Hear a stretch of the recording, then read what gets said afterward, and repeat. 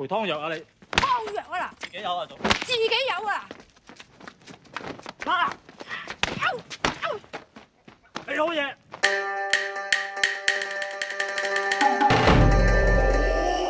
係啊，你叫我做乜都得㗎。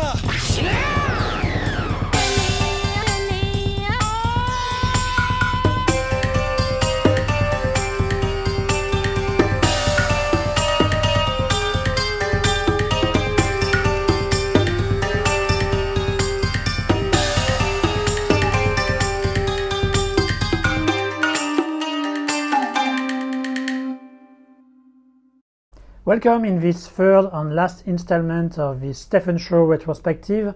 We had stopped the previous retrospective with actually a very good film that was From Beijing with Love, and we will move now to the year 1995 with another series of a very good film for Stephen Chow. And the first one is the Chinese Odyssey. It's actually two films for the price of one. You have a Chinese Odyssey, Pandora's Box, and then a Chinese Odyssey, Cinderella. But I'm going to treat them only as one film because they were actually shot as one installment and they were separated in two during the commercial release, just in order to maximize profit and make as much money as possible. But technically it's only one film. And so a Chinese Odyssey, obviously it's a retelling of the famous Monkey King story, one of the four classic of Chinese literature. To do a movie about the Monkey King, it may seem nowadays something very normal and very basic, because for like 5 years at least now, the market has been inundated by adaptation of the Monkey King and in the adaptations and variations on this subject and this very famous book. But you have to realize that when Stephen Chow did it in 1995, that was actually a very ambitious endeavor there, and it was not something that usual. Of course, Hong Kong industry before that had already used this classic and made films out of it. That was the case of Shaw Brothers, which did at least 4 adaptations of this classic during the 60s. And then there were a few more adaptation variations around the legend. I think in the 70s there were some attempts to have the Monkey King in a modern Hong Kong, this kind of concept. But during the golden age of Hong Kong cinema, that is during the 80s and early 90s, there were no adaptation, there were no attempt to do something around the Monkey King, and it's actually more like the Japanese who used it in order to help their creativity with Akira Toriyama making Dragon Ball, the very famous manga, with Dragon Ball being based for a large part on the journey to the West. So for Stephen Chow to do this adaptation in 1995 was actually something quite new and obviously very ambitious. And I think that was a perfectly conscious attempt from Stephen Chow. If you remember, in the second part of this retrospective, we talk about many great Stephen Chow comedies, and many of those films are classics. They are really great comedy. I love them personally. But you have to admit that they are not very strong when it comes to the storyline. Usually you always have a very vague storyline, like Stephen Chow wanting to court a girl or whatever variation around that. And it's just an excuse to add more gags, to add more jokes, and to be always able to provide a lot of laughs with a strong rhythm. And that's good per se, but you can't say that's very ambitious when it comes to the story and the cinematic ambition which is being told there. And so I think Stephen Chow was aware of this limitation of his films, and as he already had reached a point in which he was really mastering his comedic style to the perfection, I think he was ready to take some risk and to try to do something new and to move to the next level and really be able to do more than just a comedy, but which also provide an interesting story and with characters that the audience would care for, and so that they could develop some feelings for them. And fortunately for him, in this attempt, it shows the right person, that is Jeff Lowe. So Jeff Lowe, we already talk a bit about him because he is the one behind the early success of Stephen Chow as a king of Moleto with All for the Winners. And he was a good choice for this film, first because indeed he was someone who was able to use Stephen Chow to his best, who was able to put his jokes in the best way possible, which was not really a given if we consider some of the other directors Stephen Chow had worked with. On the other point, the second point which made Jeff Lowe the perfect candidate for this attempt of doing an adaptation of The Journey to the West, it's the fact that Jeff Lowe in the end of the 80s had already done films which were trying to mix horror, fantasy and comedy. He did so with a series called Haunted Cop Shops, and he also did it with Mortuary Blues, with more success on Mortuary Blues than the Haunted Cop Shops comparatively. So he was already used to have to deal with fantasy, with special effects, so he was really the perfect choice for this endeavor, and that proved indeed a very good choice, and that led to a great film, because The Chinese Odyssey is really one of Stephen Chow's masterpiece. Interestingly enough, they didn't just took the original story and did an adaptation following exactly the book. They actually recreated their own story, they did their own thing around it, and then they put some of the elements from the original legend, and they did their own story around it, and they managed to combine it in a fairly harmonious way. And I think that's exactly what you should do when you are doing this kind of adaptation. It's a bit useless to just copy, to just follow to the letter the original text. You need also to bring your own personality, to bring your own individuality, and that's exactly what Jeff Lowe and Stephen Chow did on this adaptation. They really did their own thing, and then they incorporated the elements from the original story, and they also kept the spirit of the original story, which is the most important. You really have the Buddhist elements which are there. You really have Sun Wukong, the Monkey King, being exactly as he is supposed to be in the original book. So all that is very faithful, and at the same time you have the Moleto comedy style of Stephen Chow, and they all work well together. If you want to really be very critical of the film, I think there is one part which you can argue against. It's that so the first part of the film, which is the first movie, technically the Pandora's Box one, is extremely funny, but with the second one, Cinderella, as the story unfolds, it can be said that the comedy becomes less present and less impactful. But I don't think it's really a problem. I think that's actually completely logical given the nature of the ambition there.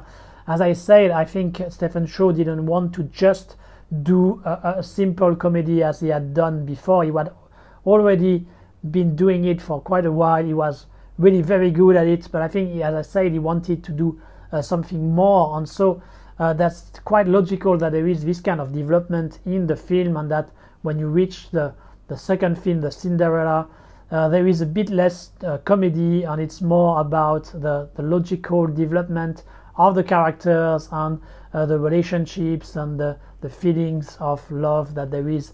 And it works pretty well. I mean, you really care for the characters, and you can feel the feelings they have for each other, and it works really well. I think it managed to bring what we love so much in the best Stephen Chow films, which is this ability to jungle with different tones. So you would have a very funny comic scene, and then just after there will be an action scene, then just after there will be a romantic scene, and all this work together, and they work on their own, and they work all together to make for a very fulfilling entertainment.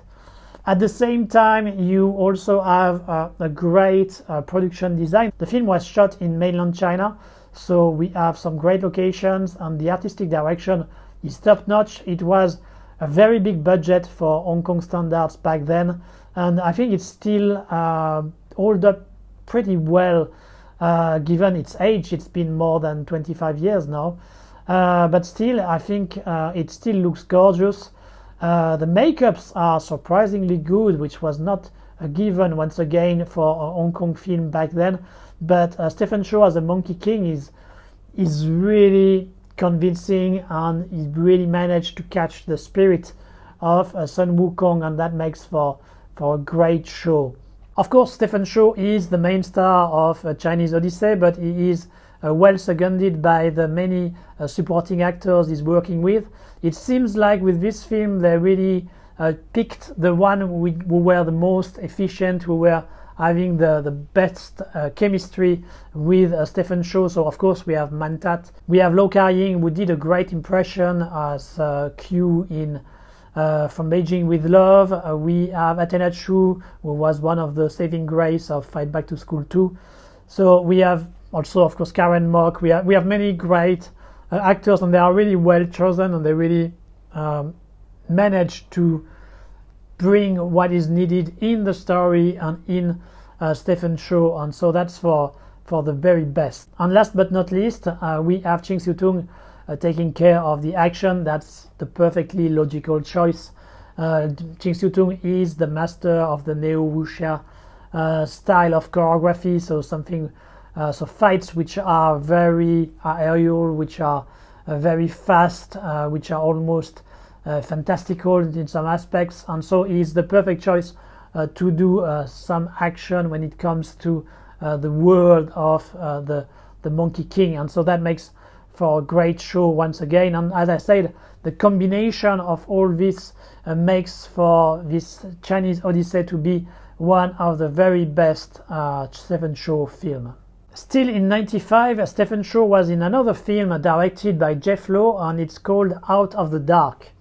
In Out of the Dark, Stephen Chow is playing some kind of exorcist, a Taoist exorcist, who is also half crazy. He's most of his time in a lunatic asylum, and he's going to help some property, one of those typical Hong Kong building properties, which is being haunted by some kind of poltergeist.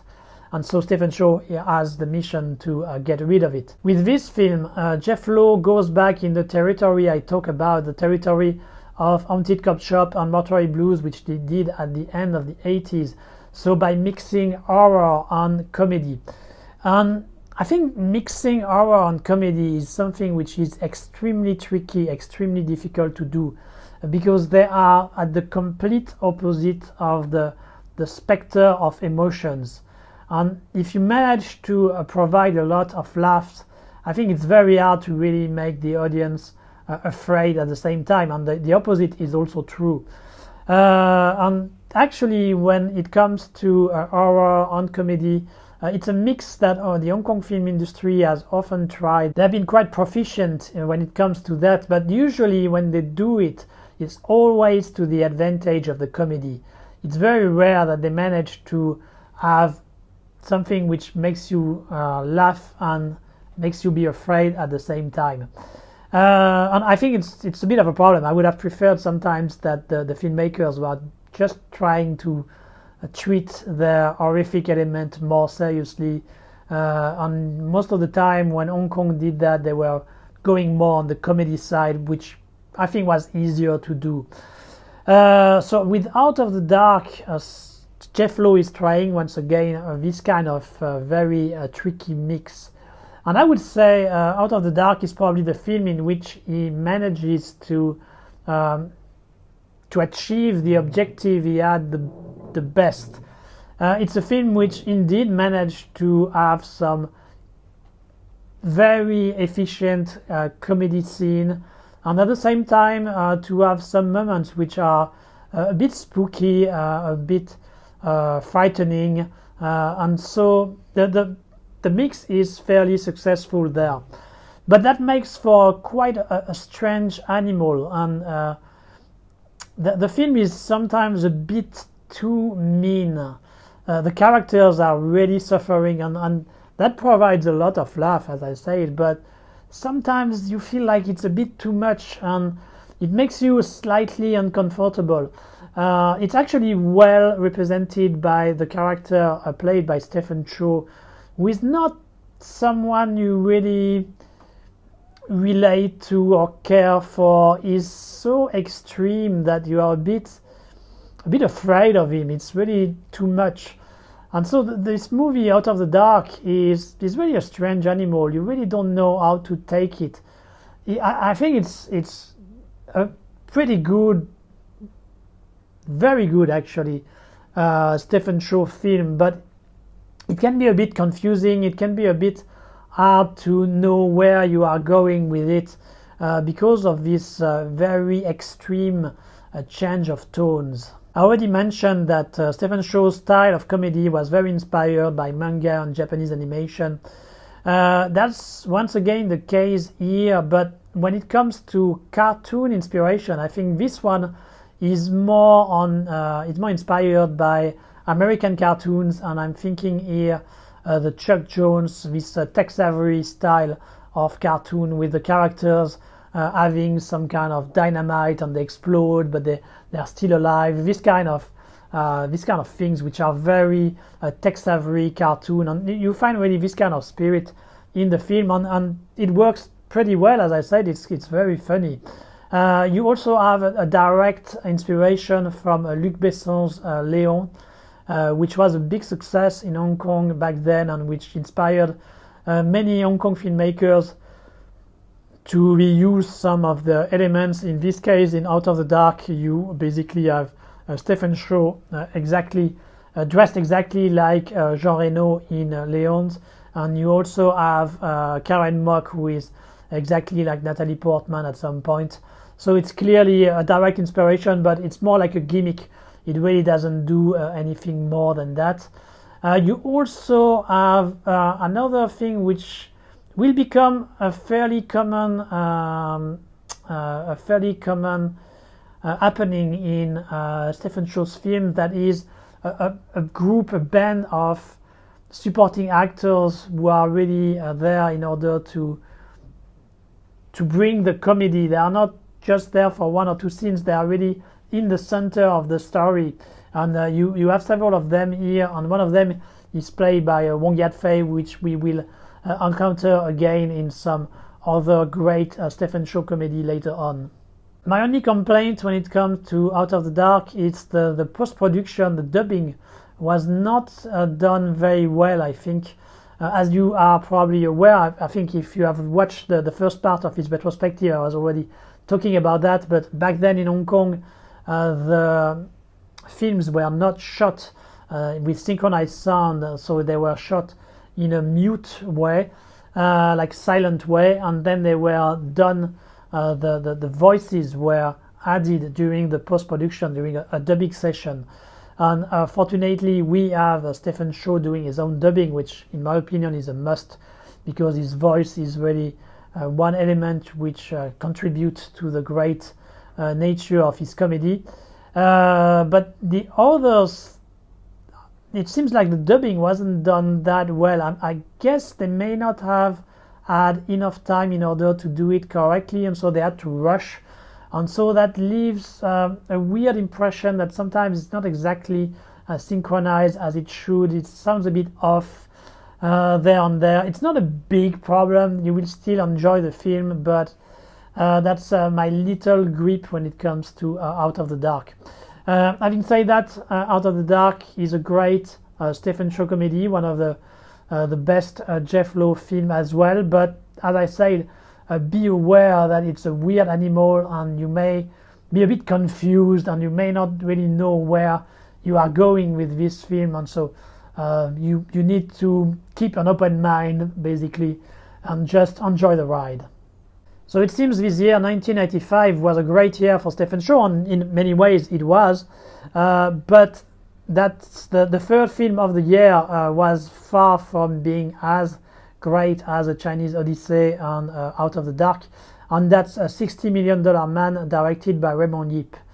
In $60 million Man, we have Stephen Chow playing some kind of spoiled brat, studying in Hawaii. He's the son of a rich family, and so he's abusing his position right and left.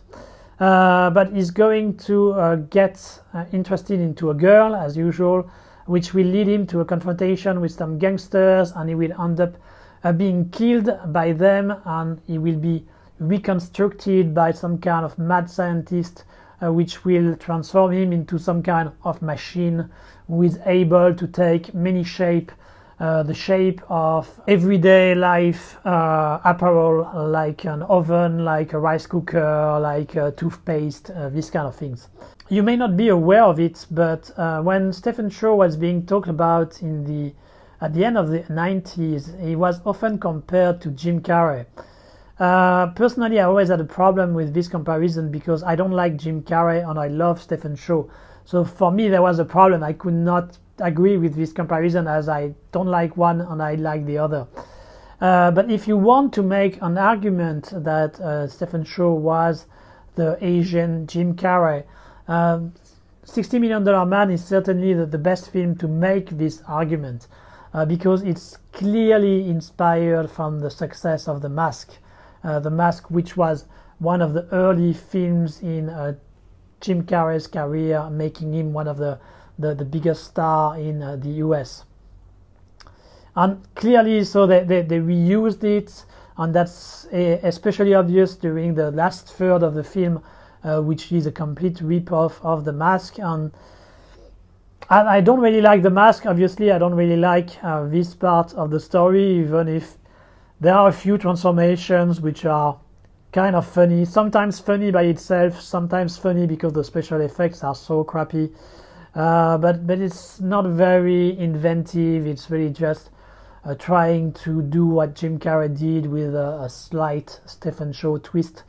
If only that was this last third of the movie the problem, I would say it could still be okay, but $60 Million Man is just a weak offering from Stephen Chow, especially if you compare it to the other films of 1995. The comedy is just very low level. It's really basic. There is no inspiration. Even the way to put the jokes, the way to direct them, the way to edit them, the impact is not really that strong, because Raymond Yip, the director, is not Jeff Lowe, is not Lily Chi. He's more like a Wong Jing, like a lower version of Wong Jing, which is really saying something. And so that makes for a very weak Stephen Chow comedy there, from the start to the finish. That you like Jim Carrey or not, it's just not a very good Stephen Chow film. You still have Mantat in order to help him, but even him is not that great there. You have Elvis Choi playing the mad scientist. Well, that's nice to see him, but not enough to raise the bar, unfortunately. You have Pauline Sun as the lady, the Stephen Chow girl of the moment. Of course, she's pretty, but nothing much more which can be said. So yeah, $60 Million Man, a weak comedy, a weak Stephen Chow in my opinion. We are going to enter the year 1996, and you can see that Stephen Chow is really considerably slowing his output, his rhythm when it comes to production. So in 1995 he was in 3 movies.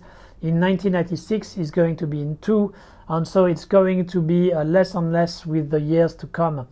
So for this year 1996, fortunately, we are lucky, because even if he appears in only 2 films, these 2 films are actually very good films. The first one is Forbidden City Cop, directed by Vincent Koch.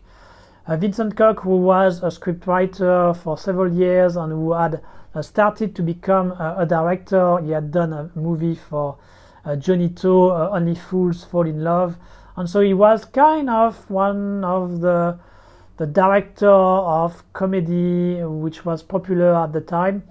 And so he is being brought here to do a kind of variation on From Beijing with Love, as Stephen Chow is playing some kind of of secret agent, but the twist, the difference with From Beijing with Love is that it happens during one of the earlier dynasty. I think it's the Ming dynasty, but I'm not completely sure. Anyway, it happens in the Chinese past, and it's not contemporary like From Beijing with Love. So Stephen Chow, as I said, is some kind of secret agent, some kind of special bodyguard of the emperor, so he has to protect the emperor. But compared to the other member of this unit, he's a bit the black sheep, because he's not someone who is good at martial art. He's mostly using his wit, his brain, on some kind of gadgets that he invents. A bit of variation on the gadgets which Lau Kar-ying was showing in From Beijing with Love, except that the ones of Forbidden City Cop are a bit more successful than the one of From Beijing with Love. So that's the concept, and it's actually a pretty good starting point. And the film also adds a bit the same spirit as Justice My Foot, with the character played by Stephen Chow being in a very serious romantic relationship with his wife, a relationship which is fairly harmonious, which is working pretty well. And so that's actually one of the good points of Forbidden City Cop, this relationship. It does manage to have some of the nice tender touch of Justice My Foot. We have Karina Low instead of Anita Mui in this one, and she does a very good job, and they manage to have a good chemistry together, Stephen Chow and Karina Low, and so that makes for some tender moment, and it brings a bit of feelings to the film. The rest of the film is more like some kind of conspiracy going on in order to kill the emperor, and Stephen Chow having to counteract against that. And so it's more like an excuse to have a lot of comedy and a lot of jokes. And while they may not be as great as the one from Lily Chi's film or the Jeff Lowe films from the year before, it's still quite good. There are still a lot of funny ideas, and we still manage to keep the Stephen Chow vibe, the Stephen Chow spirit of comedy. There is a very funny scene when the emperor is actually dressed like the Roswell alien, who was kind of an odd subject back then when the movie was done. You also have the kind of ugly face that Stephen Chow loves to use in his films, with some swordsmen who are supposed to be very powerful, with this kind of very flowery names which are typical of wuxiapian or wuxia stories in general. And at the end, when they show their face, they're actually those kind of old guys. So they completely go against the image that they have. It's very funny, a lot of very good scenes, it's a touching relationship between Stephen Chow and Karina Low. And so this Forbidden City Cop is a good Stephen Chow comedy, maybe not one of his best, but still very recommended. The other film of his year, 1996, is The God of Cookery, directed by Lily Chi. If you have watched my video about my top 10 favorite Hong Kong films, you are aware that I love God of Cookery. God of Cookery is one of my very favorite Hong Kong film, and obviously one of my very favorite Stephen Chow films. So I'm going to sing once again a lot of praise for this film. What I find interesting is actually the fact that Stephen Chow is playing a real asshole in this film. So he's playing a tycoon in food business who actually is abusing his position in order to provide some pretty crappy food, and is going to be betrayed by someone he has abused and he has taken under his wing. And so because of that, he's going to go at the lowest level. He's going to end up without any money in Mongkok, and then meeting some real street cooks there, one of them being Karen Mok, who was an interesting makeup. Is going to rediscover the spirit of the food, the spirit of food business, and he will actually turn and transform into a better man. And that's one of the thing. That's one of the thing I like in this film is that there is some kind of trajectory for the character played by Stephen Chow in this film. So he becomes really as an asshole. He's really atrocious at the very beginning of the film, but then going through all the obstacles, going through all the hardship of life, then he will have some kind of enlightenment, and he will become a completely different person at the end of the film. And I think he manages to make it convincing from the beginning to the end, and that's really a lot of praise which can be done on him. That's not that easy, and that's quite different from the other film he did with Lilichi before, where he was basically the same guy from the beginning to the end. Once again, Love and Delivery, Magnificent Scoundrels, all these movies are great. I love them, but there is an attempt here to do something a bit more when it comes to the character development, and I think they really manage very well. At the same time, we have all this concept of cooking, of food, which is very well used, which is very well executed when it comes to shooting the cooking sessions, the cooking competition between Stephen Chow and his main rival, the main rival being played by Vincent Koch, the director of Forbidden City Cop, which is kind of funny to see him in this position there. And he's doing actually a good job, which was not that easy, because he has a big part to play there. And while he was used to appear in films, that's one of his biggest part ever, and so he managed to do a good job there, and that really helps to bring something a bit new also in the film. You have the usual suspect of Mantat, Karen Mock, and a few others, but you have this kind of new face which brings some freshness as well.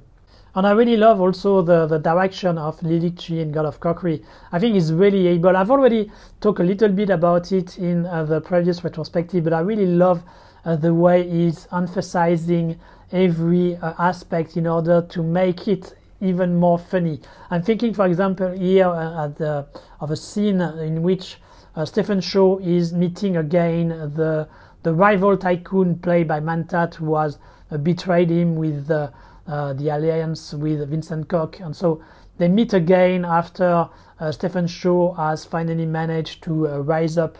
And so when they meet, which is a very basic scene, they just meet, and that's just a preparation, a build-up for the big final confrontation. But the way Lilichi put it, the way he directed it and edited it, it transforms it into a very funny scene, because he's doing some kind of very heroic style slow motion, while Stephen Chow is dressed like some kind of a redneck with a short. He looks ridiculous.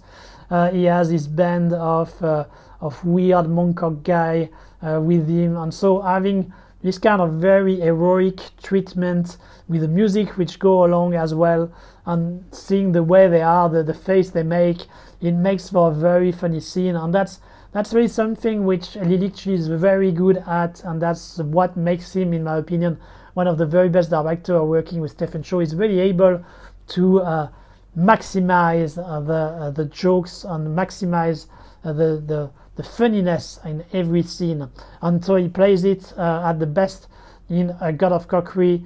And you also have a great final, the competition of cooking with Nancy Sitt playing the judge, who is completely on fire. She's great as well there. It's really a great film. I really enjoy it. It's a lesson of life at the same time, and it has this change of tones, which, as I said, for me are the trademark of the best Stephen Chow films. So you find it in the Chinese Odyssey, and you find it in God of Cookery as well, and so that's why that's one of my very best Stephen Chow film, one of my very best Hong Kong film, and obviously it's a must-see if you haven't watched it yet. We enter the year 1997 with All's Well Ends Well 97, directed by Alfred Chung. So All's Well Ends Well, it's the same concept as the 92 version, which we already talked about in one of the previous retrospective video. That's the kind of Chinese New Year film which were produced by Raymond Wong, with 3 different couples having some difficulties in their relationships, and so they have to manage to overcome the obstacles in their couple in order to be harmonious again. So same concept here, except that there is a slight difference in this one. In it's a bit less about this kind of couple problem, and it's more centered on the case of Stephen Chow's character. So Stephen Chow is some young adult who doesn't really want to leave his family, who doesn't want to leave his home, so he prefers to stay at home playing video games and courting girls. And his brothers and his father would like him to go away and to have a real life. And in order to do so, they make him believe that he has won the Max 6, and so that he has a lot of money, so that he would decide to go away. But that's actually a prank, and he ends up in the worst situation because he contracts a debt to some kind of gangster, and so it's a tricky situation. And in order to be able to stay at home and not have to pay this debt as well, he's going to pretend he has become crazy. So that's the main storyline of All's Well Ends Well 97.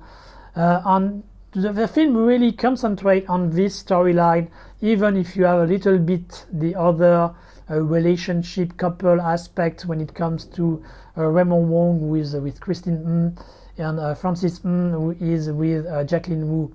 So by concentrating on Stephen Chow, you can think that it's going to be a better film than the classic All's Well Ends Well. But actually that's not the case. If you have to choose between one or the other, when you have to choose between the 92 version or the 97 version, I would still advise you to go for the 92 version, because in this original, in this 92 version, Stephen Chow was really able to do the full range of his mulatto, absurd, no sense comedy, and he was really able to dynamite the film from the inside and makes it actually very funny, despite having the other stories which were much less interesting. He's much less able to do it in this one, which is weird, as I said, the story is centered on him. You would think that he would be able to really do his shtick, but that's not the case. It seems like he was either less motivated, either the director Alfred Chung was not on the same page when it comes to humor. So there are still a few jokes which are funny there and there, especially when Stephen Chow is doing imitations of Bruce Lee, these kind of things, or playing with a fake leg. Those kind of things are a bit funny, but they are not fresh anymore. We already had Stephen Chow dealing with Bruce Lee impersonation many times, so even if it's still funny, it's not that strong, it's not that inspired, it's not original at all, obviously. And so you end up watching it a bit without much interest, without being invested in the characters.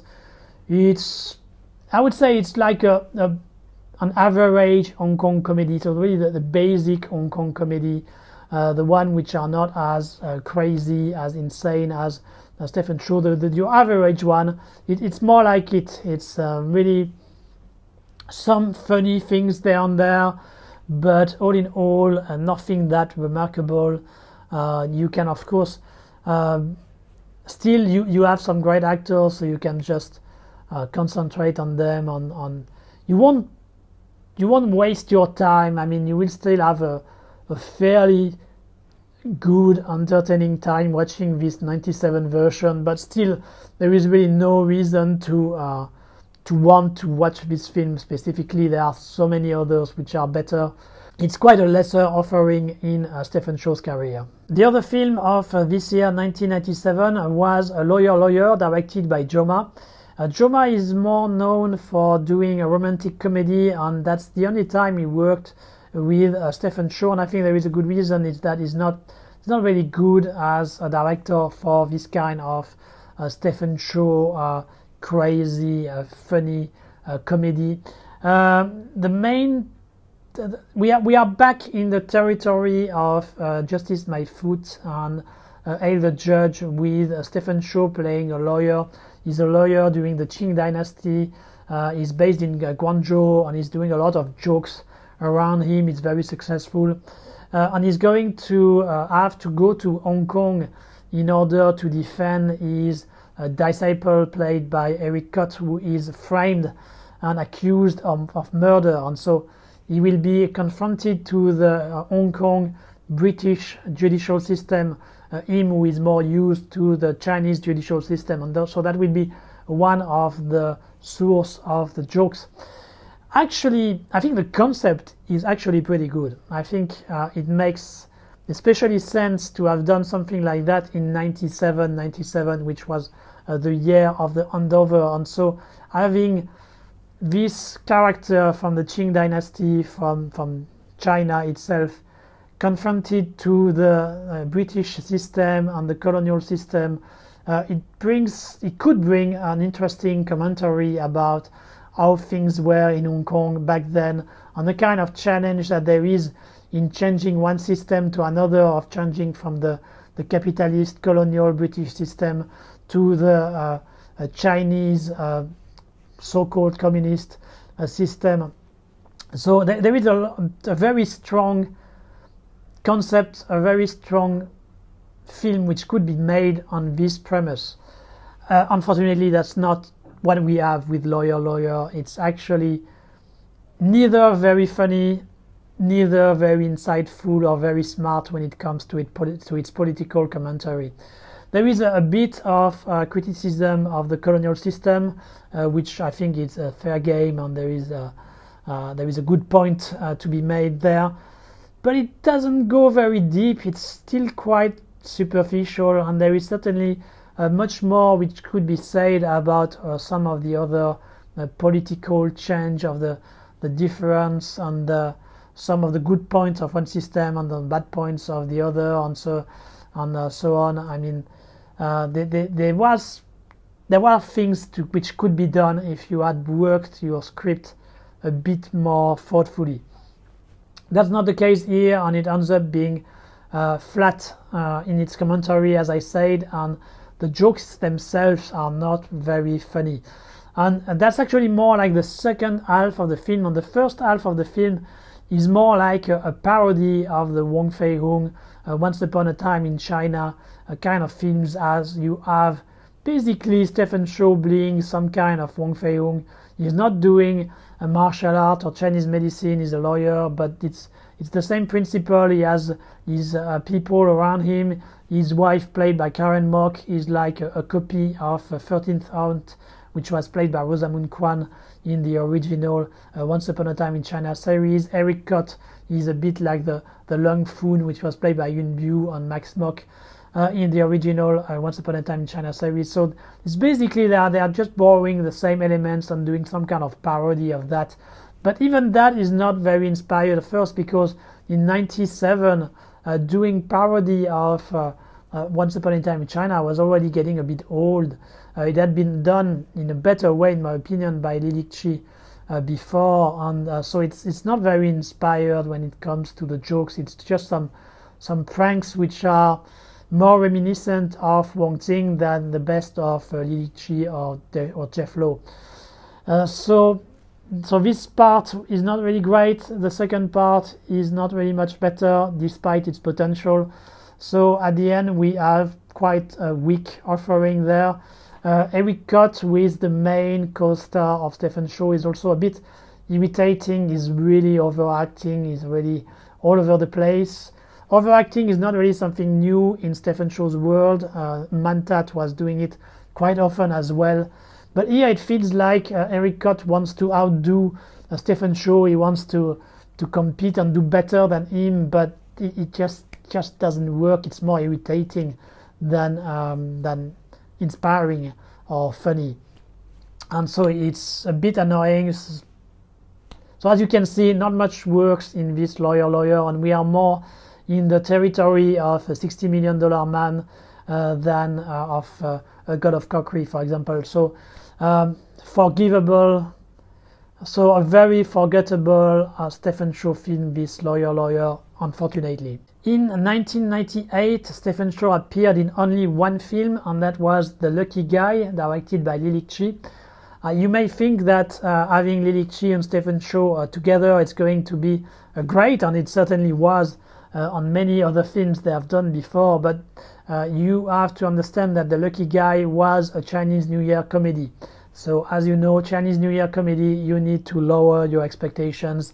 It's never going to be great. They were always made quite fast with the guarantee to make a strong box office, mostly thanks to its star power. And indeed, with The Lucky Guy, you have quite some famous actors. You have Stephen Chow, you have Mantat, of course. You have Sandra you have Shuki, you have Eric Cott again, you have Sammy Cheng, you have Christy Yang. So a lot of actors who were popular back then. And you still have the same kind of formula as what Raymond Wong was doing with his All's Well and Well series, with 3 different couples. So one with Stephen Chow, Sammy Cheng, one Eric Cott, Christy Yang, and one Daniel Lam, Shuki. And the main storyline here is around Cha Chan Teng. So Cha Chan Teng is the very typical Hong Kong restaurant. Cha Chan Teng, which is very good at doing egg tart. Egg tart is a very common and appreciated delicacy in Hong Kong. If you come to Hong Kong, and you should, even if the situation nowadays is not really too great, you should try egg tarts. And so that's the location, and that's where most of the action takes place. And you have some bad guys, real estate bad guys, who wants to take possession of this Cha Chan Teng in order to do their own thing and get most of the money they can, and who don't want to care about the tradition of this Cha Chan Teng. So that's just the storyline in order to have all this together, as the 3 main leads are working in this Cha Chan Teng.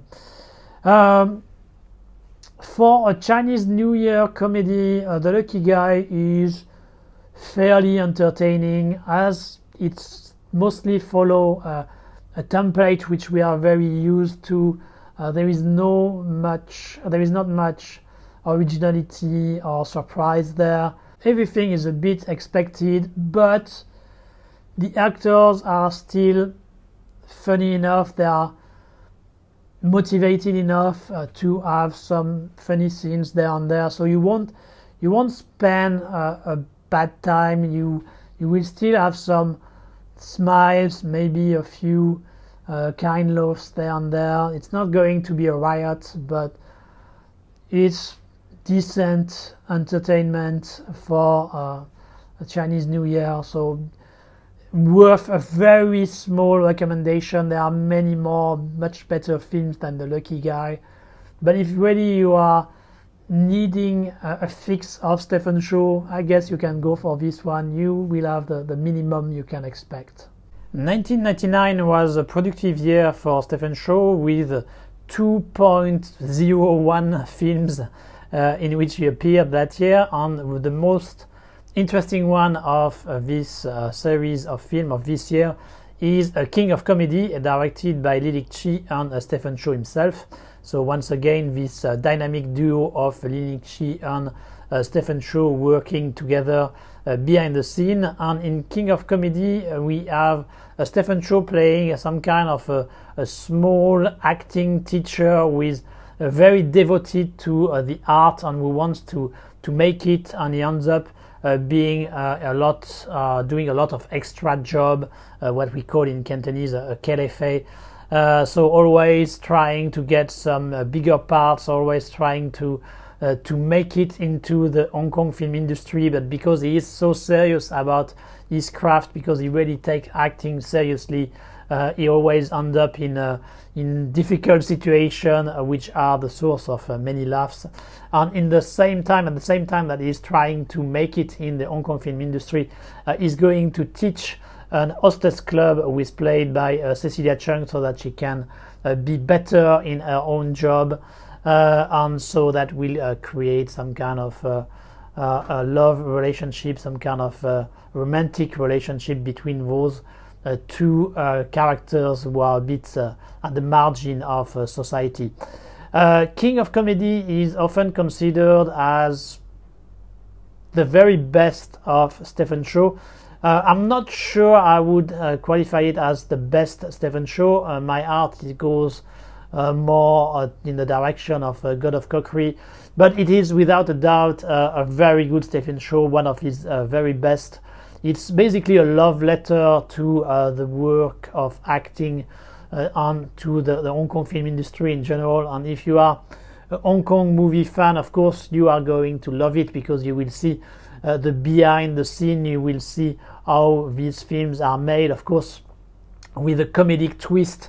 It's clearly made for laughs, but you still have a glimpse of what it was to shoot films in Hong Kong during the 90s, and it's very interesting. The film starts with a parody of The Killer, which is very funny. You also got a nice cameo by Jackie Chan playing some kind of stuntman, so some throwback of what he was doing in the 70s. That's actually an exchange of cameo which Jackie Chan and Stephen Chow did, so on King of Comedy and on Gorgeous, which we are going to talk after. So yeah, as I said, if you are a Hong Kong movie fan, of course you will love King of Comedy for just this aspect alone, the fact that you can see the behind the scene of Hong Kong film industry back then. But at the same time, that's the mark of the best Stephen Chow film, is that they are this kind of change of tones which are very abrupt, but which work very well when Stephen Chow and Eric Chi are at their best. And it's really present there with the relationship with Cecilia Chung. It's really touching, it's funny and touching at the same time, and you can go from one to the other very quickly. It's not easy, it's not predictable. You won't be able to know when suddenly this funny scene is going to turn into a romantic scene or a tragic scene, because there is also a bit of tragedy present there, because in a way they are the characters are some kind of outcast, and they are a bit of magnificent losers in a way, and so there is a tragic aspect which is present in the film, and which is quite often present in the best Stephen Chow films, in my opinion. And so you really have all the ingredients here for a great Stephen Chow, and of course many jokes which are very funny, which are hilarious. Most of the time we have Stephen Chow and Eric Chi together, so we know how well they work together, and they don't miss here with this King of Comedy. It's also worth noting that it was actually the first time that Cecilia Chung appeared in a film, and she is really brilliant here. She really shows that she's a natural, that she had all these star qualities. She really managed to incarnate the character she has in all its different facets, which was not a given. I mean, that's not an easy part to play, and she managed to be charming, she managed to be funny, she managed to be tragic. So she really has a wide spectrum of emotion that she's able to convey, and for a first time acting in a film, that was really not a given. But obviously she was very well cast, and she became one of the big name of Hong Kong film industry for the years to follow. So another great asset for this King of Comedy, which is, as I said, one of the very best Stephen Chow films. So I say 1999 was a year of a 2.01 film for Stephen Chow, and the 01 is obviously this exchange of cameo I talk about. So as Jackie Chan had a cameo as a stuntman in King of Comedy, Stephen Chow appeared in the same film which was being shot at the same time as King of Comedy, which was Gorgeous, directed by Vincent Koch. Gorgeous was an attempt for Jackie Chan to change a bit his image as he was getting a bit older, and he was trying, during that time in the 90s, some different formula. He was trying to to be more serious with films like Crime Story. He was getting back to his roots with Drunken Master 2 with O. Carlung. He was trying different things, and with Gorgeous he was trying to make a romantic comedy. So Jackie Chan as a romantic comedy actor under the direction of Vincent Koch, the director of Forbidden City Cop, and who had acted as the main bad guy from God of Cookery. Is it a successful attempt? I'm not that convinced personally. Jackie Chan's partner in Gorgeous is Shuke. Shuke was a big star, let's put it this way, of the Category 3 in Hong Kong in the early 90s. Category 3, which are mostly in her case erotic films. There are some which are very violent, which are very bloody, but in the case of Shuke, what she did was mostly erotic film. And I want to emphasize the erotic part, because quite often when you have some newspaper or whatever who are talking about Shuke and they want to dig a bit of dirt about her past, they often characterize the film she did as pornography. That's absolutely not the case. Shuke never did any pornography. She did erotic films, and they are fairly tame in my opinion, so there is really nothing that shocking there, and she should not be characterized as a pornographic actress. Anyway, so after becoming a star doing a Category 3 film in the early 90s, she managed to go into the mainstream and to become one of the most popular idol in the Hong Kong film industry during the second half of the 90s, and so that was a logical choice to have her here as the main partner of Jackie Chan, as she was very popular toward the young boys and girls of Hong Kong during that time. But as I said, I don't think the result is very convincing, because there is a big age difference between Shuke and Jackie Chan, and so there is already something a bit off there. It doesn't seem very natural. At the same time, the character Jackie Chan is playing is some kind of a modernization of a Prince Charming in a way, from a modern fairy tale. So it's this kind of perfect millionaire which doesn't exist in real life. So there is something once again very off and very hard to believe, in my opinion. And last but not least, if you are a bit aware of Jackie Chan's personal life and his many extramarital affairs, it's hard to see him as this very faithful, looking for love, very devoted to his love. It's hard to swallow, basically. It's hard to swallow, and so that's many things which makes Gorgeous not that successful when it comes to this transformation of Jackie Chan as a romantic comedy actor, in my opinion. Having said that, at least the film has two saving graces, which are the two fights with Brad Allan, who later would become a choreographer and action director on films such as Chronicle of Riddick or The Kingsman, and with quite a talented choreographer on his own right. And back then was a quite impressive martial artist, and he has two very nice fight scenes with Jackie Chan, which are clearly the highlight of the film, and which makes it kind of worth a watch, even if you have to deal with all this not so successful romantic comedy aspect. At least you have those nice fights which kind of save the film, as I said. And Stephen Chow here is just having a cameo, which is some kind of blind guy with his dog, with his guide dog, and he has a funny scene as this blind guy, but that's pretty much it. It's very short. There is nothing much which can be said. It's nice to see him in the film, of course, but that's really nothing serious, nothing worth really checking carefully. And the last film for Stephen Chow in this year, 1999, was Tricky Master, directed by Wong Jing. it may seem, at least when you look at the title, that it is some kind of sequel of Tricky Brain, which Wong Jing did with Stephen Chow a few years before, but that's actually not the case. It's a bit misleading.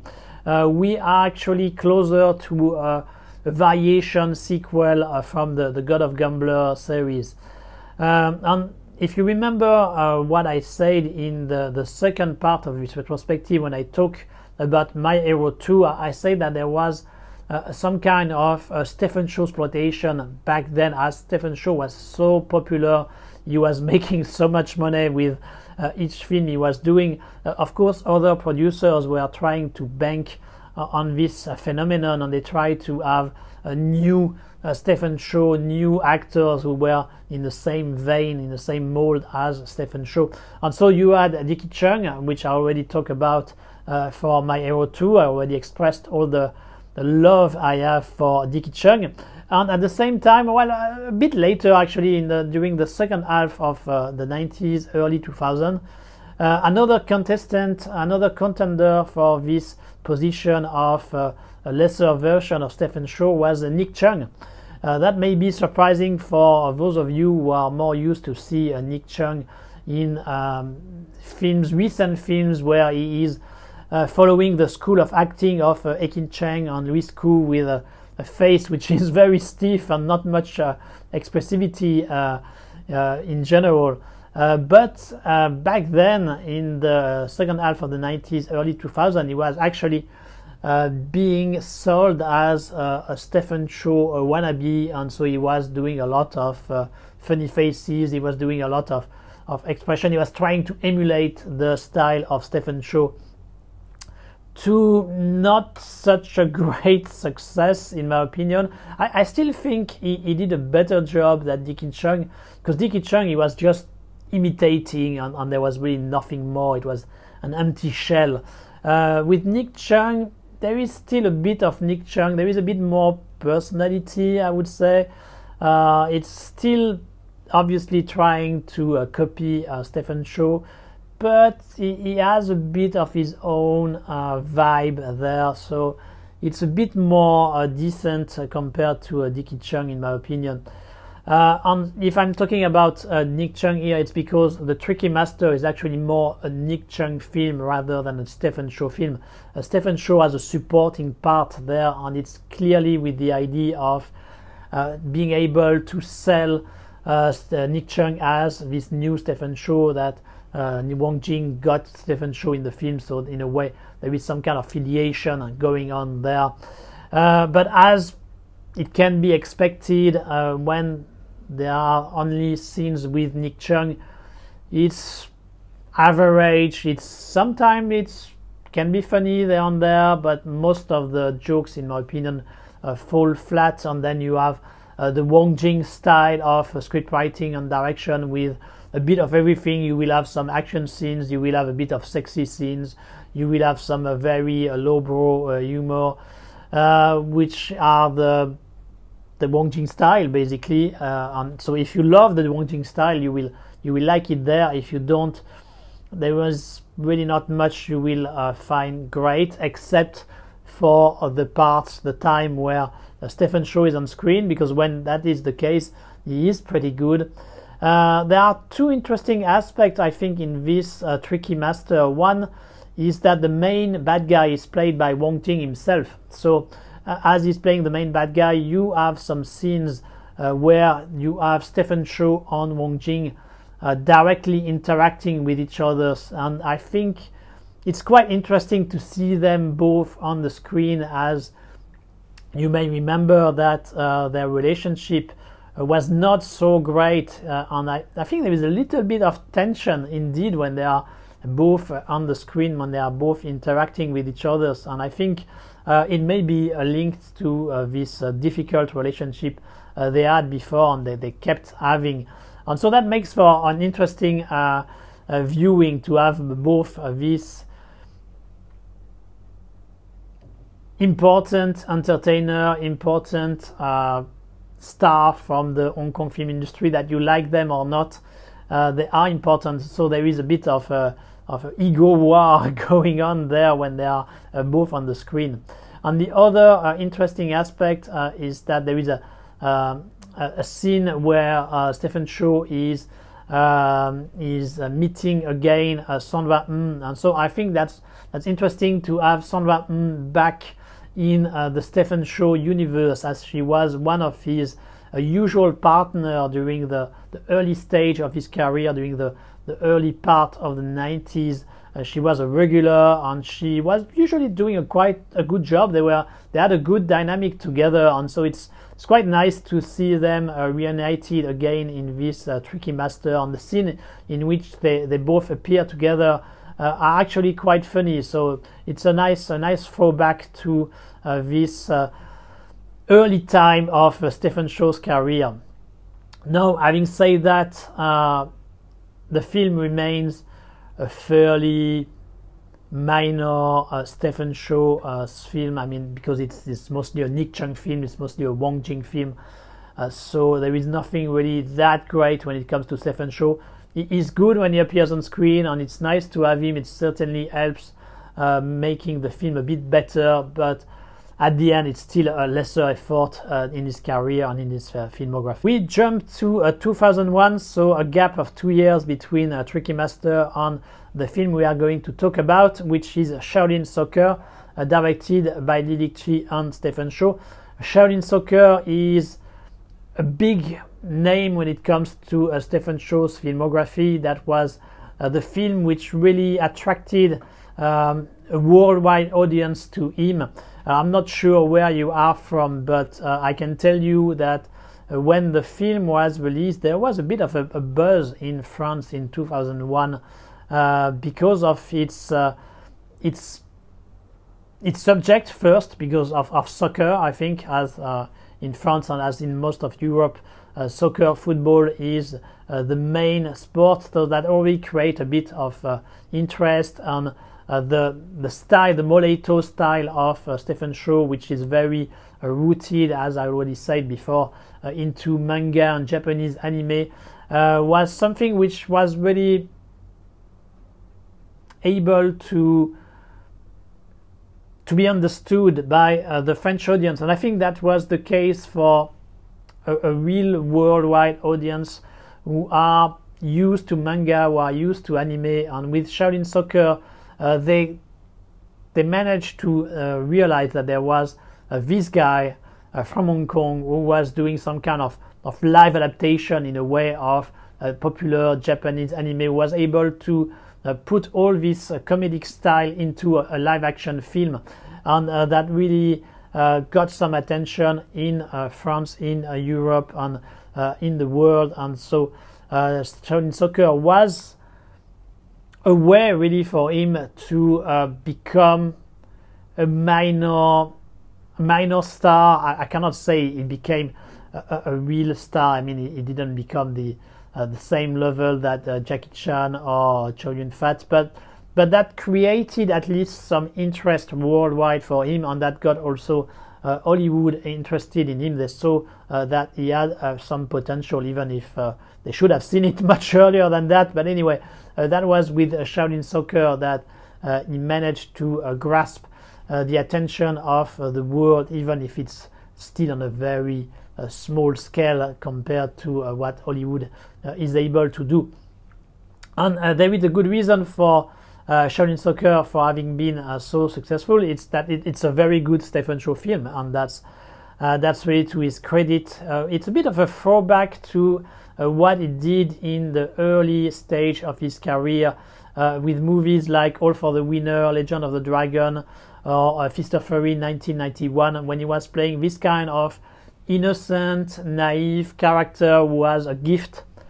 And in Shaolin Soccer, his gift is his kung fu expertise, and he's going to try to change things around him based on this special ability that he has, and because he is a bit naive and he has a lot of good intentions, and he's going to partner with a more crafty veteran here, played of course by Mantat, whose character is a bit more tragic and a bit more kind, I would say, than the uncle that he was playing in the early 90s.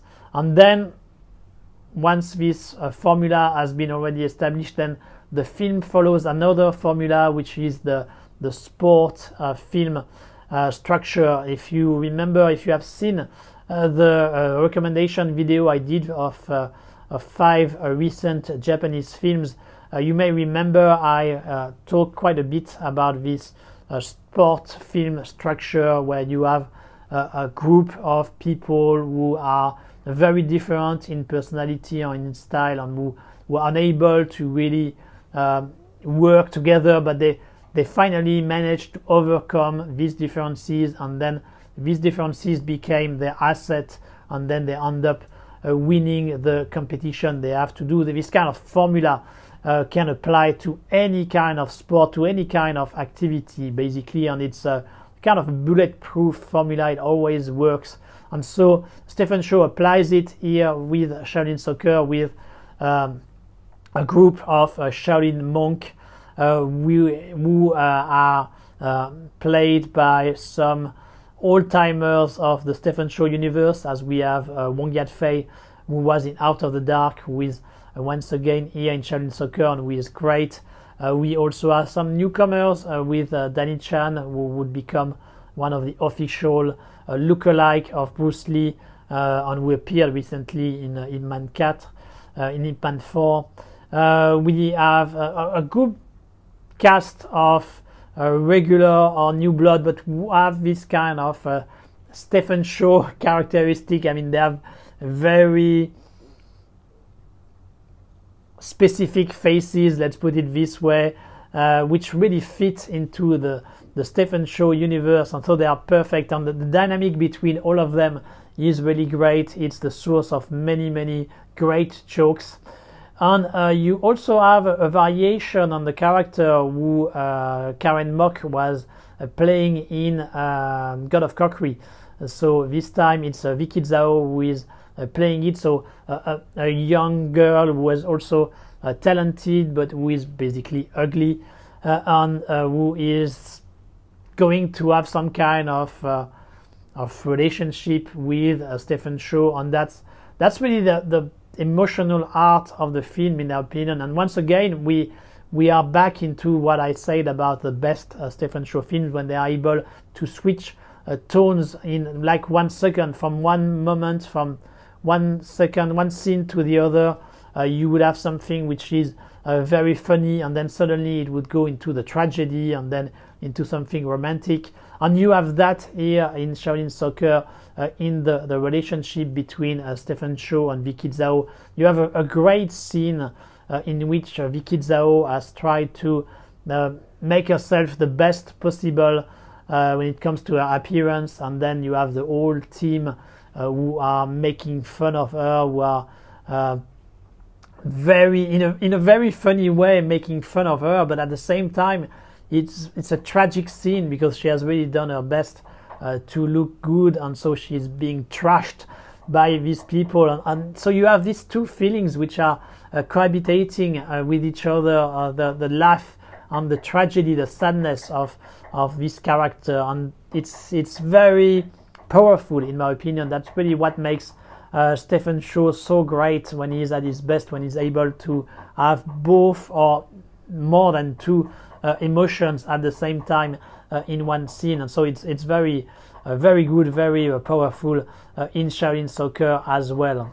So yeah, no doubt Shaolin Soccer is a great film, and so if you haven't watched it yet, you should really check it. Be careful, try to get the full version, because if I'm correct, there is a Miramax version which may have cut some scenes, and of course when you have such a quality entertainment with Stephen Chow, you need to have the full dose, and not just this kind of a light version that the Weinstein brothers were offering us. So as I said, the success of Shaolin Soccer in Hong Kong, in Asia, and to a lesser extent in the world led the Hollywood executive to be interested in Stephen Chow. That led him to be at some point involved in the project of as film adaptation of the Green Hornet TV series. but it was refused by the Hollywood executive, and it ended up being made by Michel Gondry. But anyway, he still managed to get the backing of a Hollywood studio, namely Columbia, in order to do his next film, which would end up being released in 2004, and that was Kung Fu Hustle. So Kung Fu Hustle, as I said, produced by Columbia, so a lot of money was put into the production, and it really shows with a great production value, and also a movie which was released much more wider, on a much wider scale compared to what Hong Kong studio were able to do back then. So it's the most easily accessible of Stephen Chow film because of this Hollywood backing. The film itself is a kind of a mix between what I would call a subgenre of the Chinese cinema, which is a movie about a community which is in difficulty, which is living in poverty basically, and who have to show some kind of solidarity in order to face people who are going to exploit them. Quite usually it would be the landowners, the landlords. And that's something which was quite popular in the films of the Shanghai film industry in the 1930s, and which would later be also quite popular in Hong Kong during the 50s, 60s until the 70s, with movies like House of the 72 Tenants by Chow Yun. So it's really a subgenre which was popular in the Chinese world, let's put it this way, and which Stephen Chow used to his own benefit, and of course with his own style, with this community here which is set in the Shanghai of the 30s. And at the same time he also uses another subgenre which was popular during the early 90s, which were this kind of cops and gangster films set in Shanghai during the 30s. That was a subgenre which was quite popular during the early 90s in Hong Kong, with films like To Be Number One, with films like Shanghai 1920, these kind of films. And we have a bit of that here with Danny Chan and a gang of axe murderer in a way. It's not Vanderlei Silva, but it's a group of criminal, of gangsters who are doing their bidding with axes. And so Stephen Chow takes these two elements and he adds his own style of comedy, and he also puts a lot of kung fu. There is actually a lot of kung fu here in this film, and of course with his own twist, which is a bit more fantasy, a bit more fantastic in a way. And so he has all this together, and so we got a film which is a good Stephen Chow. It's a good film, but which failed to reach the higher level of his filmography, in my opinion, because there is not so much this change of tone that I talk about, and it's lacking a bit of art, in my opinion, compared to King of Comedy, compared to Shaolin Soccer and many of the other films I've already mentioned. And I think it's quite obvious when you look at the female character and the romantic relationship there is in the film. It's a bit artificial in Kung Fu Hustle. There is not much art. It doesn't feel right compared to what he was able to do in the other film I've already talked about. And so it's a bit sad in a way not to have this kind of extra feelings in the film. But I can't say it's a bad film, because there are still enough jokes, very Stephen Chow-like, to appreciate the film. And as I said, there is a good production value. There is also a good cast. It's nice to have Yunhua being back in the Stephen Chow universe after having been in films like Legend of the Dragon or Magnificent Scoundrel, and he had shown in those films that he was perfectly able to adapt to the Stephen Chow universe. And so it's great to see him here back into a film by Stephen Chow. You also have Yun Chu, who was a Beijing opera practitioner and who was in quite a few action film in the 70s. She was also in The Man with the Golden Gun. That was one of the two schoolgirls who was helping Roger Moore to escape from the karate school in Thailand. And who is also the wife, who was also the wife of a director and actor Tony Liu, who is a director I especially like. So it's great to see her there, and especially as she is playing this landlady who has quite an impressive and outstanding look, and she's really perfect in the film. You also have Bruce Lung, for who it was kind of a comeback. He was a great martial artist in the 70s, and he had kind of disappeared from the film industry during the 80s, 90s. He was still around, but he was mostly working on TV, and so it's great to see him back with a big part in a big production here, playing the main bad guy. And he is, as he has aged, he has now the face which is perfect for a Stephen Chow film, and he still had a great kung fu moves, so it is a perfect fit for this kung fu hustle. Unfortunately, it didn't go very well between the two men, and so we will certainly never see Bruce Lung again in a movie by Stephen Chow. But anyway, he is used very well here in Kung Fu Hustle. And so, as I said, quite decent, quite a good Stephen Chow, but not able to reach the highest level of his filmography. Still, as it has the backing of Hollywood, that was probably the introduction for Stephen Chow for many people, and so that was a good thing that he was able to do it, and he didn't betray himself. He managed to keep his style, to keep his spirit, so it's still certainly a movie which is worth watching if you haven't seen it yet. Unfortunately, as that was the case with many other Hong Kong film industry personalities, being directors or stars, they didn't really manage to make it in the US. They ended up coming back to Hong Kong, and then they moved to mainland China, and they became more focused on pleasing the Chinese market, the mainland Chinese market. So that's what happened with John Woo, that's what happened with Choi Ark, that's what happened with Chow Yun-fat, and that's what happened also with Stephen Chow. This endeavor with Columbia didn't last. That made Kung Fu Hustle, but then for the next film he did, they were more concentrated on the mainland Chinese audience, and he would become more integrated with the Chinese film industry rather than the Hong Kong film industry. And you can already see the first step of that in the next film we are going to talk about, which is CJ7, which was made by Stephen Chow in 2008, and which is quite different from what Stephen Chow had done so far.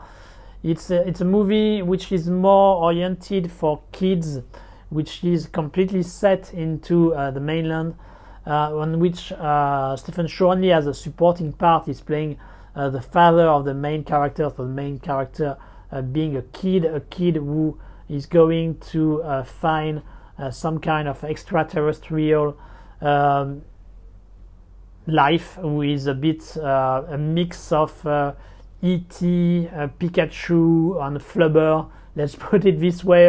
You take those three things and you have the alien, which is present in CJ7, and so he's going to create a bond, of course, with this alien, and that will help him in his life and to face the kind of bullying that he has to deal with when he is at school. You really have to take CJ7 for what it is, which is, as I said, a kid film. And I think if you have kids, they will certainly enjoy it. It's a pleasant film. I mean, there are enough things which the kid will enjoy seeing, in my opinion, with the special effects, with the alien, which is cute. At the same time, you have quite a good message about life, about accepting others, about not being judgmental, and of course also being against bullying. So there are some nice life lessons that a kid can take from CJ7. But if, like me, you are into Stephen Chow, you want the Stephen Chow style of humor, you are going to be a bit disappointed with this film because it's much subdued compared to the other films we have been talking about. Stephen Chow, as I said, is only here as a supporting part, and the tone is not that crazy. It's not that serious either, but it's not the Moleito style that we love from Stephen Chow. There is a little bit also of a social commentary there with the characters, with Stephen Chow and his son, who are living in a pretty bad conditions. You can see that they are really trying hard to survive, they are trying hard to make it, and it's really tough. And it's something which was a reality in China back then. I mean, there were a lot of inequalities, and there are still a lot of inequalities in China. It's one of the most unequal places in the world, actually. But that was to the credit of the film here to show it so directly, so bluntly. And I'm not sure if Stephen Chow was trying to do something similar nowadays, if it would be accepted by the censors as they did in 2008, as they tend to want to promote China in a much more positive light compared to what this film is showing sometimes. So is it a recommendation? I would still say yes, it's a light recommendation. It's a strong recommendation if you have kids. I think it would be perfect for them. But if you watch it as an adult and as you want a great entertainment from Stephen Chow, you may end up being a bit disappointed. So it's a mild recommendation if you are this kind of audience. And CJ7 is actually the very last film in which Stephen Chow acts, in which he has a consistent part. He is supposed to have been in another film, which I'm going to have a brief mention, but I'm not sure how to treat it, because when I watched the film in question, I didn't see him. He's supposed to have a cameo in this film, which is a beginning of the Great Revival, also known as the founding of a party, directed by Wang Jianqin and Wan Sanping.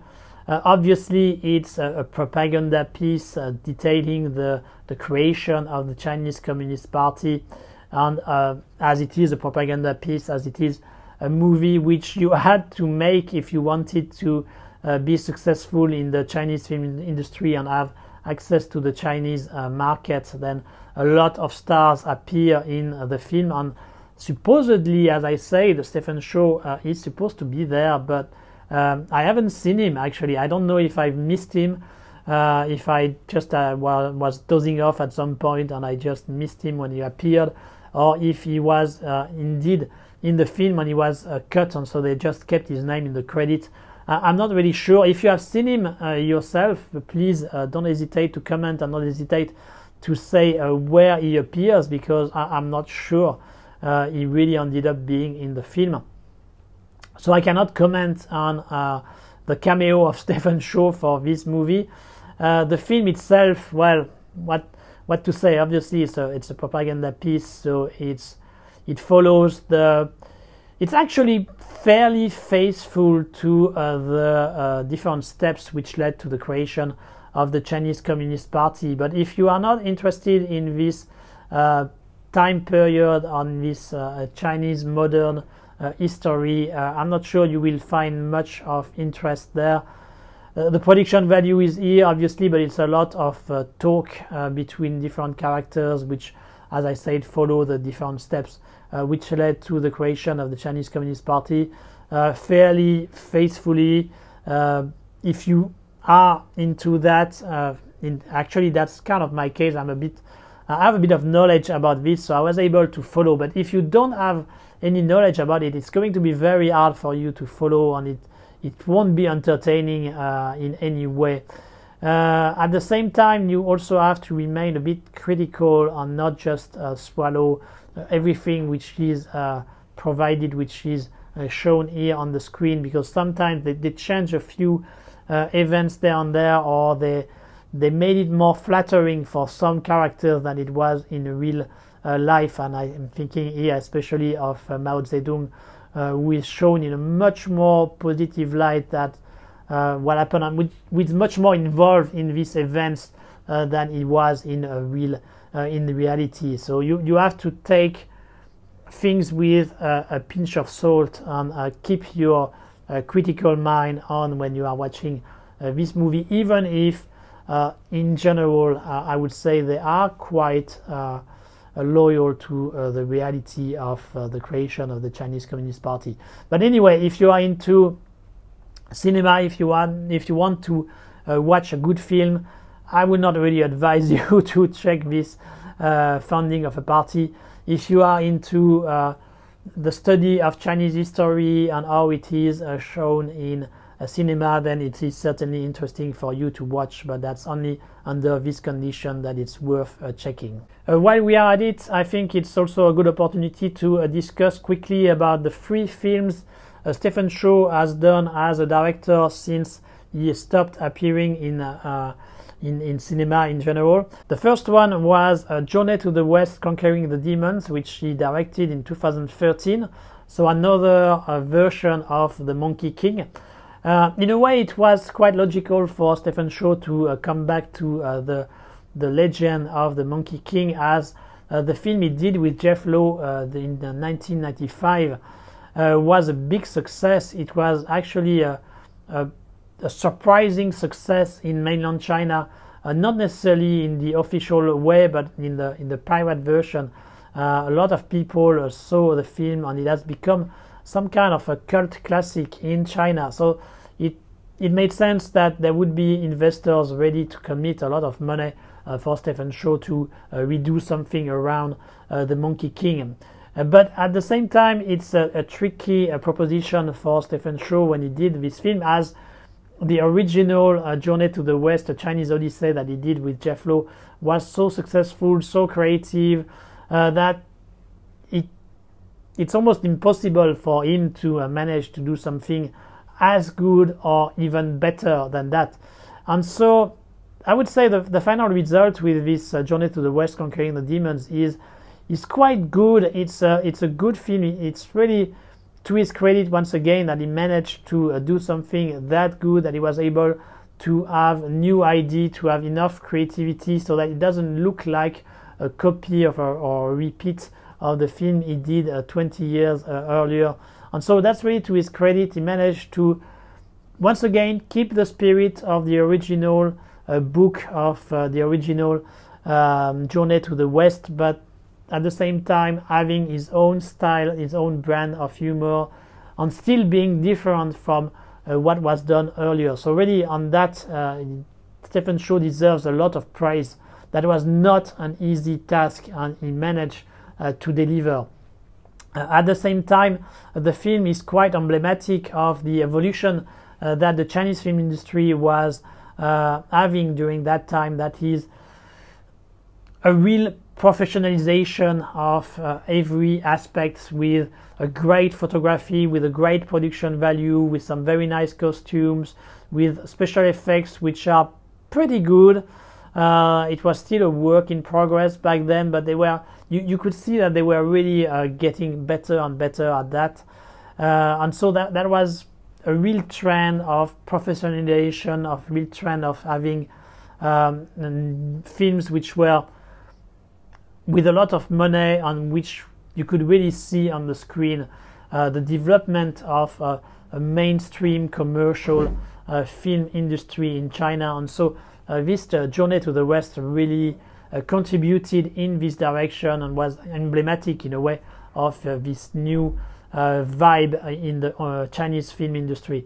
And that also shows that at that point Stephen Chow was really committed to become part of this Chinese film industry, and was doing films for the Chinese film market, and not anymore for Hong Kong or audience elsewhere in the world.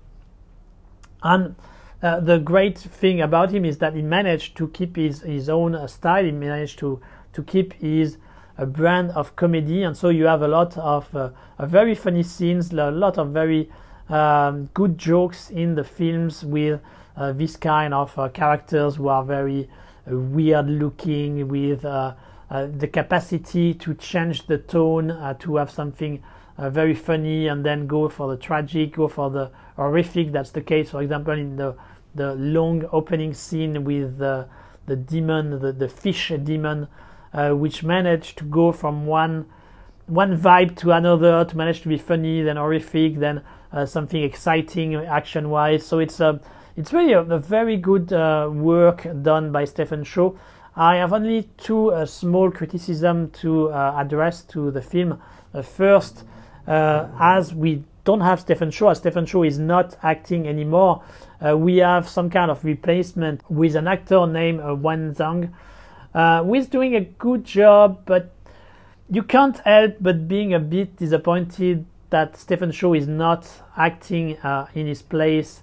He managed to do the minimum, he managed to do what is asked from him, but still you can't help thinking it would have been better if Stephen Chow had been playing him.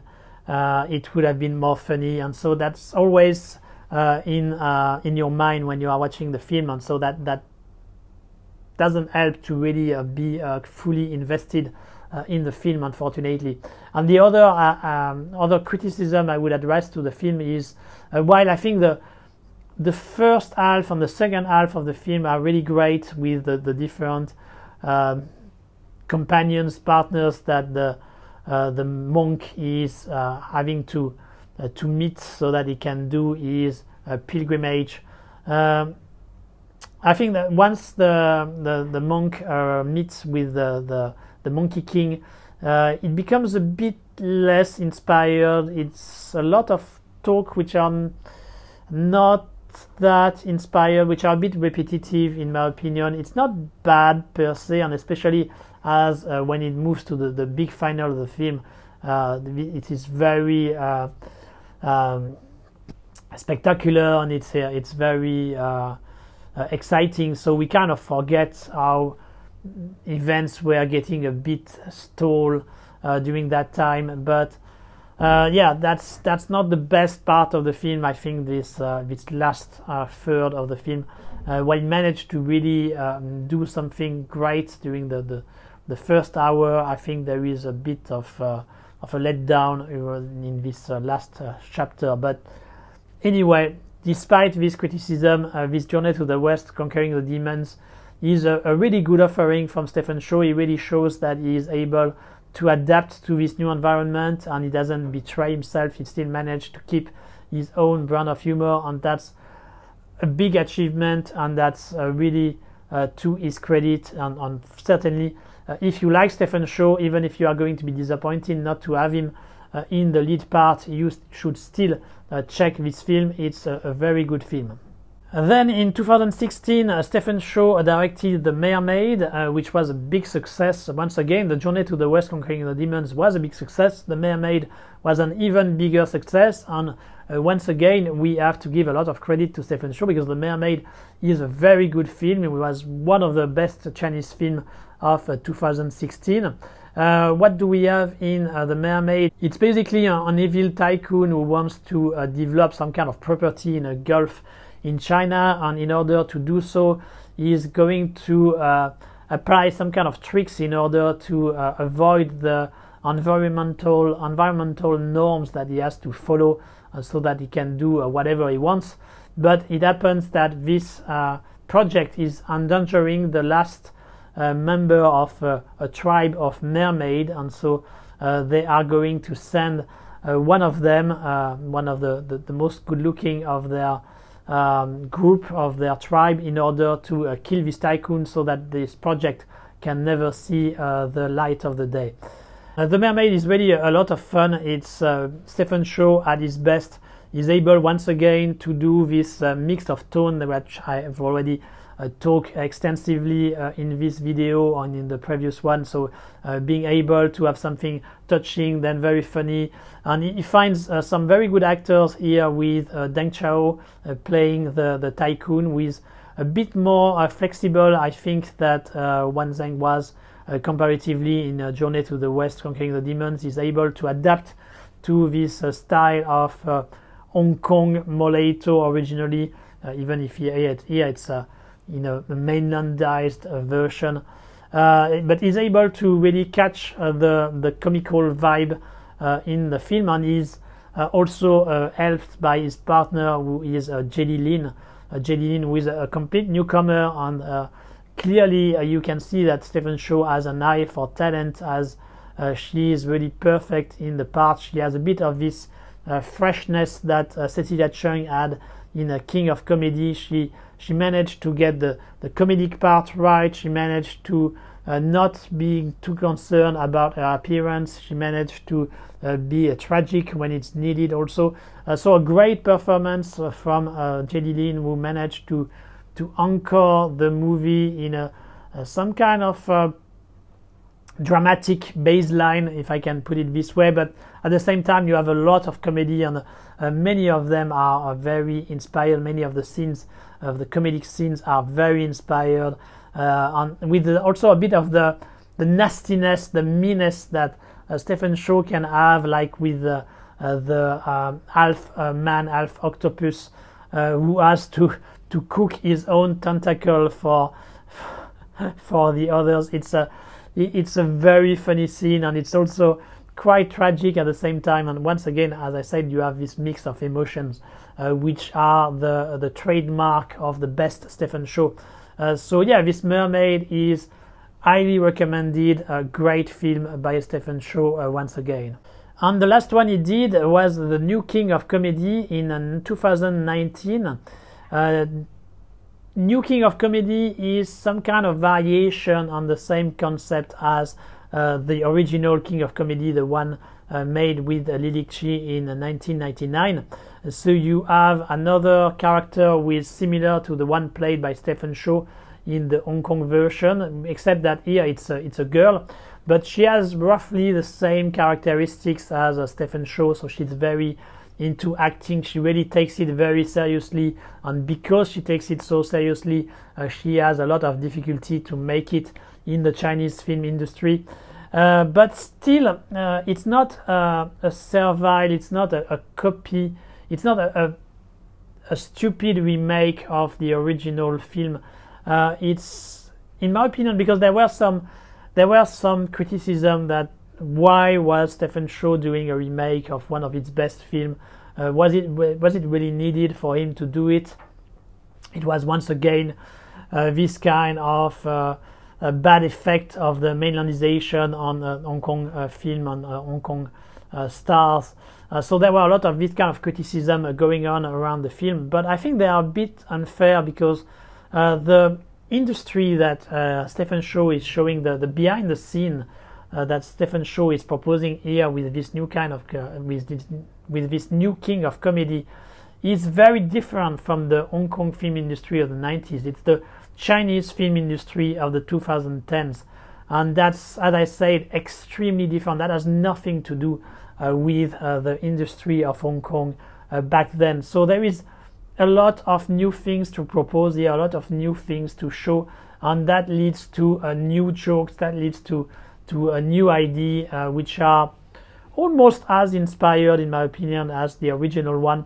If you compare both, I would still say that the King of Comedy, the original, the 99 one, is a better film, but still I think New King of Comedy is certainly worth a look at. It has a good intention, it has a good vibe, it's quite optimistic, a bit more optimistic comparatively to the original version, but it's quite touching. Once again, there is an interesting relationship between the main character, the girl who wants to make it as an actress, and her father, and it's actually quite touching and quite inspired, I thought. And at the same time, there are a lot of funny aspects of this description of the Chinese film industry in the year 2019. So it's a lot of fun. It's a really good film, in my opinion. And once again, another proof that Stephen Chow really managed to have his brand of humor being transposed in mainland China, and he has been able to do 3 great films in a row. Maybe not his very best, but still some very good comedy with his style, and so they are all worth checking, and this new King of Comedy is no exception. So that's it, we have finished this 3rd and last installment of this retrospective of Stephen Chow. Before I stop there, I want to just do a quick recap of the 10 best Stephen Chow films, the one you have to see imperatively, you have to check if you want to appreciate Stephen Chow at its best. And so the first one is All for the Winner, which is the film in which Stephen Chow finally manages to find his style of humor, to manage to get his tone of comedy right, to become the king of Moleito, this no-sense style of comedy.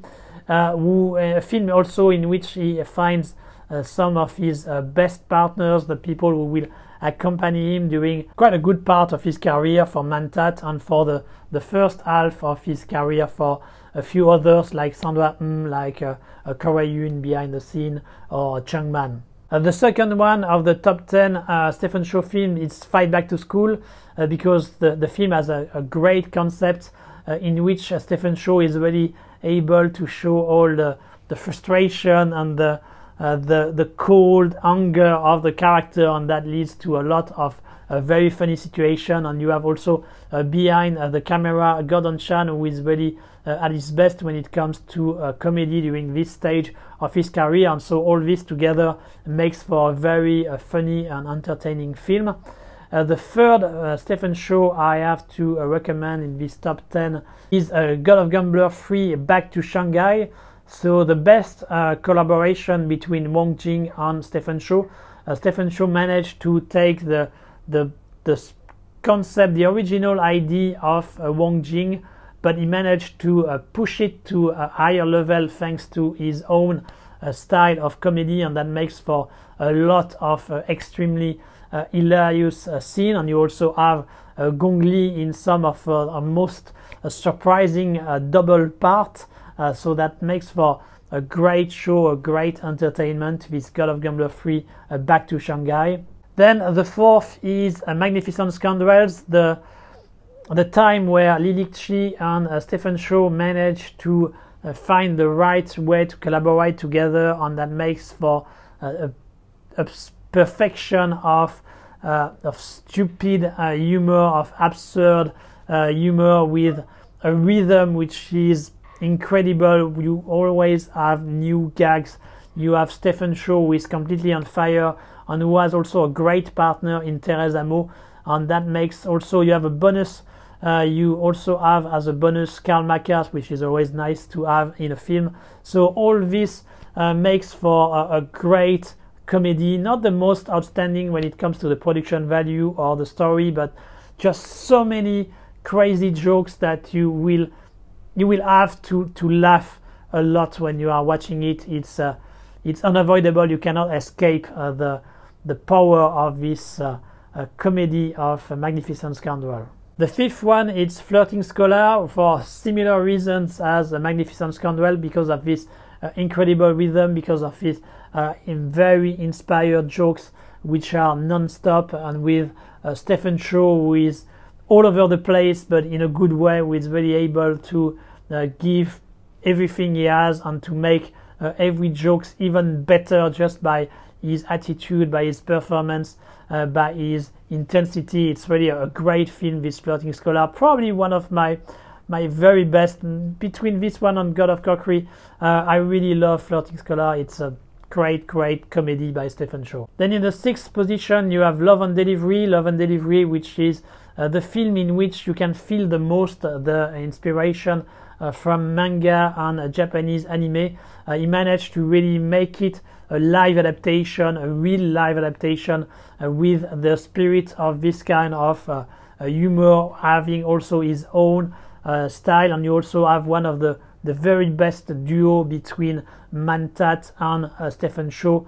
They are really amazing when they are together on the screen in Love and Delivery, and you have a beautiful Christy Chung, and you have an incredible final with a fight between Stephen Chow and Bedlam, which is absolutely hilarious. You will have a blast watching Love and Delivery. In the 7th position, we have the Chinese Odyssey, the double film Cinderella on Pandora's Box by Jeff Lowe, with one of the most ambitious Stephen Chow film, on which managed to deliver in all the aspects that it tries to have. You have a real respect for the original book of the Journey to the West. You have Stephen Chow really perfect as the Monkey King. He really is the Monkey King. You have some romantic story which is really touching. You also have an interesting way to deal with the myth and the legends, with some time travel and many ideas which are very creative, and you have a great production value as well. So it makes for the perfect entertainment. Really, you have everything in this Chinese Odyssey, and you cannot be disappointed watching these films. They are absolutely great. The number 8 is God of Cookery. God of Cookery, which is my own personal favorite. I really love God of Cookery. It's once again this combination of the talent of Stephen Chow and Lily Chi, with a great use of the food and the cooking. You will love the way they are shooting this kind of cooking duel between the main characters. They are really amazing. At the same time, you have an interesting trajectory for the character of Stephen Chow, from the biggest asshole you will ever see to becoming someone better in some kind of Buddhist enlightenment in a way, but without sacrificing comedy and humor. There are a lot of very funny scenes. You have also a very memorable Karen Mock. So yeah, God of Cookery, once again, 4-star entertainment, 4-star comedy by Stephen Chow and Lily Chi. And they did it again with the 9th film, which is King of Comedy, a real love letter to the Hong Kong film industry and to acting in general, which of course, if you are a Hong Kong film fan, cannot let you untouched. And you also have Cecilia Chung, who is perfect in this fragile character, with tough looking but fragile inside character, and who has this a very strong relationship with Stephen Chow's character. Once again, some great comedy scenes all along because of this perfect partnership that was the alliance of Stephen Chow and Lily Chi. And the last one, of course, has to be Shaolin Soccer. Shaolin Soccer, which was the last collaboration between the two men, between Stephen Chow and Lily Chi, with a kind of throwback to what he did in the early 90s, but with also a lot of new elements. The formula, the sport film formula, which is so successful, which is so well used here, with great entertainment value, pretty good production value as well, and so a film which is the last very great Stephen Chow film, even if he did, as we saw, some other good film after. That's really his last great masterpiece, in my opinion, and a great film once again. So I hope you have found this retrospective on Stephen Chow, on the king of Hong Kong comedy, who has now become the king of China comedy, interesting. I hope what I said about his films will push you to watch some of them, to push you to watch the one you haven't seen yet. I think you are not going to be disappointed. You won't regret it. He is a great actor. He is a great entertainer, and most of his films are really worth a watch. If you miss some of his lesser effort, I think it's not a big deal, but you should really at least check the 10 best film of Stephen Chow's career, which I just mentioned. And we will see each other very soon on another retrospective with a completely different actor. It's a very different actor. He's also very good. He is also one of my favorites, but he's in a very different style. And he's a Korean actor. His name is Han Sung-ki. And so we will once again see through his filmography, and we will discover hopefully many great films together. Until then, keep watching many Asian films, and take care, and I will see you very soon on the House of Asian Cinema.